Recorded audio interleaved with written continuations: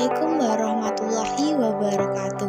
Perkenalkan, saya Diah Nur Fitriana dengan nomor NIM 1860205222109. Prodi PGMI 1A, Fakultas Tarbiyah dan Keilmuan, Universitas Said Ali Rahmatullah Tulungagung. Di sini saya memenuhi tugas dari Bunanda Istiqomah MPD selaku dosen pengampu mata kuliah Psikologi Pendidikan. Saya di sini akan memaparkan tentang pendekatan behavioral dan kognitif sosial. Yang pertama, saya akan memaparkan apa itu definisi belajar. Saya memaparkan beberapa definisi belajar, antara lain sebagai berikut. Pertama, menurut Walker, dalam buku Conditional and Instrumental Learning tahun 1967, belajar adalah perubahan perbuatan sebagai akibat dari pengalaman. Kedua, menurut Crow, dalam buku Education Psychology pada tahun 1958, belajar adalah memperoleh kebiasaan-kebiasaan, pengetahuan, dan sikap. Ketiga, menurut Atkinson, dalam buku Introduction to Psychology, belajar adalah perubahan yang relatif permanen pada perilaku yang terjadi akibat latihan. Keempat, menurut Effendi dan Praja, dalam buku Building the High School Curriculum 1958, belajar adalah modifikasi atau mempertegas tingkah laku melalui pengalaman. Dari definisi yang saya paparkan, dapat ditarik kesimpulan bahwa belajar adalah proses perubahan yang diperoleh dari hasil latihan dan pengalaman. Selanjutnya, saya akan memaparkan pendekatan behavioral.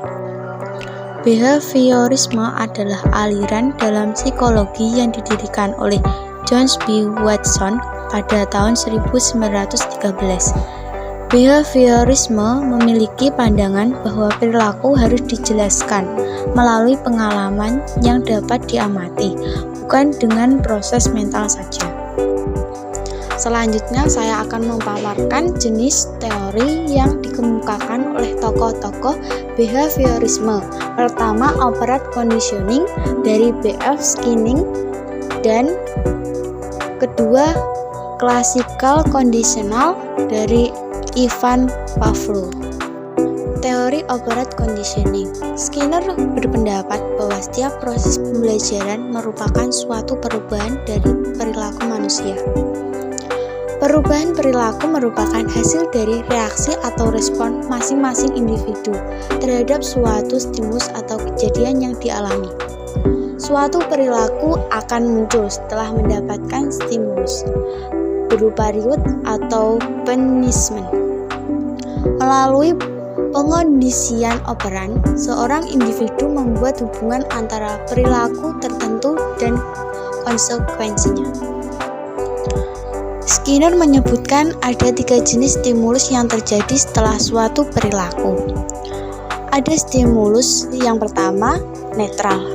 Stimulus dari lingkungan yang tidak menambah atau mengurangi kemungkinan perilaku diulang. Kedua, penguat. Stimulus dari lingkungan yang meningkatkan kemungkinan perilaku diulangi. Hukuman. Stimulus dari lingkungan yang mengurangi kemungkinan perilaku diulangi. Selanjutnya, saya akan memaparkan tentang teori classical conditioning. Classical conditioning adalah proses di mana suatu stimulus atau rangsangan yang awalnya tidak muncul respon tertentu diasosiasikan dengan stimulus kedua yang dapat memunculkan. Hasilnya, stimulus yang pertama dapat memunculkan reaksi atau respon. Classical conditioning atau kondisional sebagai pembentuk tingkah laku melalui proses persyaratan. Tingkah laku organisme dapat dibentuk melalui peraturan dan menu. Contoh teori classical conditioning yang saya ambil adalah anjing. Gambar pertama, di mana anjing bila diberi suatu makanan, maka secara otomatis anjing akan mengeluarkan air liur. Makanan yang dikeluarkan disebut sebagai perangsang tak berkondisi. dan air liur yang keluar setelah anjing melihat makanan disebut refleks tak berkondisi. Gambar kedua, jika anjing dibunyikan sebuah bel maka ia tidak merespon atau tidak mengeluarkan air liur. Bel disebut dengan neutral stimulus. Neutral stimulus adalah stimulus yang awalnya tidak menghasilkan respon spesifik pada objek percobaan. Gambar ketiga, anjing mendengarkan bel terlebih dahulu sebelum ia diberikan makanan.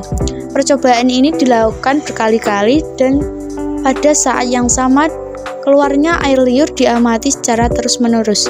Lama-kelamaan air liur keluar ketika anjing baru mendengarkan bel. Keluarnya air liur setelah anjing mendengarkan bel disebut sebagai refleks berkondisi. Karena refleks itu merupakan hasil latihan yang terus-menerus dan hanya anjing yang sudah mendapatkan latihan itu saja yang dapat melakukannya. Gambar keempat, setelah melakukan tahapan dari gambar ketiga secara berulang-ulang, maka ketika anjing mendengarkan bel tanpa diberikan makan, secara otomatis anjing akan memberikan respon berupa mengeluarkan air liur dari mulutnya. Mendengarkan bunyi bel pada tahap keempat disebut dengan condition stimulus, sedangkan secara otomatis anjing akan memberikan respon berupa mengeluarkan air liur dari mulutnya disebut condition reflex. Kesimpulan dari teori classical conditioning adalah: pertama, tingkah laku atau perbuatan atau refleks dapat dipindahkan ke tingkah laku yang lain. Hal ini juga berlaku dalam pembentukan kebiasaan dan kemampuan-kemampuan lain seperti kemampuan mengingat. Kedua, belajar berhubungan erat dengan prinsip penguat kembali. Selanjutnya adalah analisis perilaku terapan dalam pendidikan. Analisis perilaku terapan adalah penerapan prinsip pengkondisian operan untuk mengubah perilaku manusia. Strategi atau cara untuk mengurangi perilaku yang tidak diharapkan ada 4 caranya, yaitu yang pertama, meningkatkan perilaku yang diharapkan. Kedua, menggunakan dorongan atau probe. Yang ketiga, pembentukan atau shaping. Keempat, mengurangi perilaku yang tidak diharapkan. Dalam strategi pertama, meningkatkan perilaku yang diharapkan, yaitu seperti memilih penguat yang efektif, menjadikan penguat contingent atau tepat waktu, memilih jadwal penguatan terbaik, menggunakan perjanjian, dan menggunakan penguat negatif secara efektif. Selanjutnya, dalam strategi yang kedua dan ketiga adalah menggunakan dorongan atau prod, dan ketiga pembentukan atau shaping. Maksudnya adalah prod adalah stimulus tambahan atau isyarat tambahan yang diberikan sebelum respon dan meningkatkan kemungkinan respon itu akan terjadi. Sementara shaping adalah mengajari perilaku baru dengan memperkuat perilaku yang mendekati perilaku sasaran. Strategi selanjutnya yang keempat yaitu mengurai perilaku yang tidak diharapkan. Mengurai perilaku yang tidak diharapkan maksudnya seperti menggunakan penguatan diferensial, menghentikan penguatan atau pelenyapan, menghilangkan stimulus yang diinginkan seperti time out dan respon clause, dan punishment atau hukuman. Baik, sekarang saya akan melanjutkan pemaparan ke teori berikutnya, yaitu teori kognitif. Pengertian teori kognitif adalah teori belajar yang mementingkan proses belajar daripada hasilnya. Teori ini menyatakan bahwa pada proses belajar, seseorang tidak hanya cenderung pada hubungan antara stimulus dan respon, melainkan juga bagaimana perilaku seseorang dalam mencapai tujuan belajarnya. Tokoh dalam teori kognitif adalah Albert Bandura. dalam teori kognitif ini memiliki 3 faktor yang mempengaruhi perilaku atau triple reciprocal determinants. 3 faktor yang mempengaruhi perilaku. Yang pertama adalah lingkungan. Perilaku individu dipengaruhi oleh faktor lingkungan dan karakteristik pribadi. Komponen lingkungan terdiri dari lingkungan fisik di sekitar individu yang berpotensi memperkuat rangsangan, termasuk juga lingkungan sosial, yaitu orang-orang yang hadir atau tidak. Lingkungan mempengaruhi intensitas atau frekuensi perilaku. Seperti perilaku itu sendiri dapat memiliki dampak terhadap lingkungan. Yang kedua adalah individu, yaitu komponen individual mencakup semua karakteristik diri yang telah terbangun sejak masa lalu hingga kini. Kepribadian dan faktor kognitif memainkan peranan penting dalam menyebabkan bagaimana seseorang berperilaku, termasuk semua harapan individu, keyakinan, dan karakteristik kepribadian yang unik. Yang ketiga, yaitu perilaku. Komponen perilaku merupakan suatu perilaku yang dapat diperkuat pada suatu saat atau pada situasi tertentu. Bandura berpendapat bahwa kepribadian merupakan produk dari 3 kekuatan yang saling berinteraksi, yaitu lingkungan, perilaku, dan pikiran.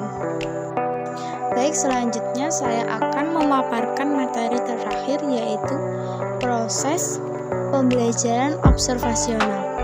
Albert Bandura mengemukakan observational learning adalah pembelajaran yang melibatkan keterampilan, strategi, dan kepercayaan dengan cara mengamati orang lain. Terdapat 4 proses observational learning dalam pembentukan perilaku anak. Yang pertama, proses memperhatikan atau atensi. Belajar ini melalui modeling. Sang anak memperhatikan atau mempersepsi perilaku model secara tepat. Tingkat keberhasilan belajar ini ditentukan oleh karakteristik model maupun karakteristik anak itu sendiri. Yang kedua adalah proses retensi. Retensi ini dapat dilakukan dengan cara menyimpan informasi secara imaginal atau mengkodekan peristiwa model ke dalam simbol-simbol verbal yang mudah dipergunakan. Yang ketiga adalah proses produksi. Pada tahap tertentu, gambaran simbolik tentang perilaku model mungkin perlu diterjemahkan ke dalam tingkatan yang efektif. Sang anak memerlukan gambaran kognitif yang akurat tentang perilaku modeling. Yang keempat adalah proses motivasi. Anak akan belajar tergantung pada motivasi yang diberikan orang lain.